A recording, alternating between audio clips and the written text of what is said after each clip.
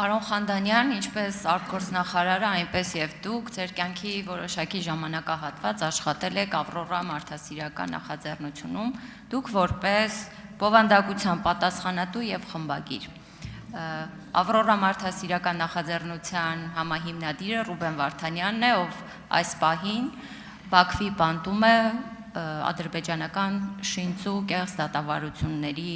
հետևանքով եւ մեջ, ինչպես մեր մյուս գերիները։ Հարցս հետեւյալն է. աշխատելով նրա հետ, Ռուբեն Վարդանյանի հայրենասիրության եւ մարդասիրության լավագույն դասը ձեզ ո՞րն է եղել։ Տիկին Ավետիսյան, նախ մի բան ասեմ, երբ որ խոսում ենք գերիների եւ պահվող անձանց մասին, մենք պետական պաշտոնյաներ ենք եւ անկախ մեր ունեցած մեր կյանքի տարբեր փուլերում ունեցած անձնական, ընտանեկան, գործնական կապերից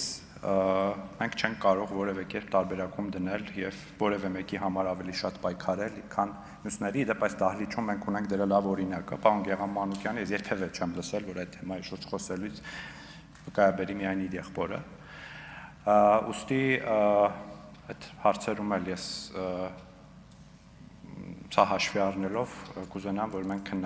այդ մասին խոսելիս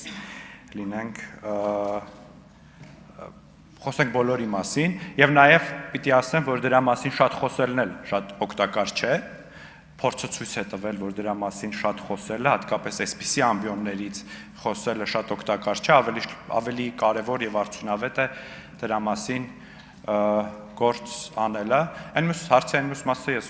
անձնական հարց եմ դիտարկում եւ դա որևէ կապ չունի մարդկային հարաբերությունների հանձնաժողովի նախագահի տեխնացու լինելու հետ եւ կհրաժարվեմ պատասխանել այդ հարցից։ Ես ունեցել եմ շատ լավ աշխատանքային հարաբերություններ իմ բոլոր գործընկերների հետ եւ շարունակում եմ ունենալ լավ կապեր, ընկերական կապեր նրանցից շատերի հետ եւ այստեղ դրա ավելացնելու ոչինչ չունեմ։ Շնորհակալություն, դուք իմ հարցին չպատասխանեցիք հուսանավելով, այստեղ մենք բարձրաձայնում ենք բոլոր առնվազն 19 հայ գերիների այնտեղ պահվող մարդկանց մասին